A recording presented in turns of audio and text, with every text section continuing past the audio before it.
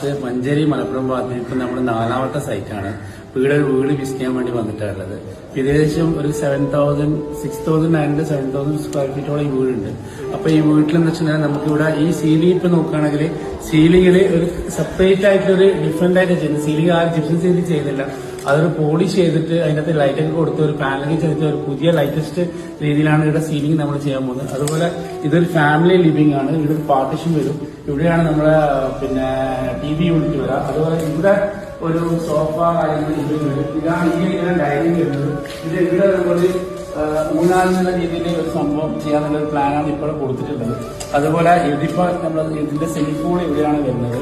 പിന്നെ അതുപോലെ 4 ബെഡ്റൂമിലും കംപ്ലീറ്റ് ഒരു കസ്റ്റമൈസ് ആയിട്ടുള്ള ഒരു ബെഡ്റൂം ചെയ്യാനുള്ള കസ്റ്റമറായിട്ട് നമ്മൾ ഡിസ്കഷൻ ചെയ്തിപ്പോ അങ്ങനെയാണ്.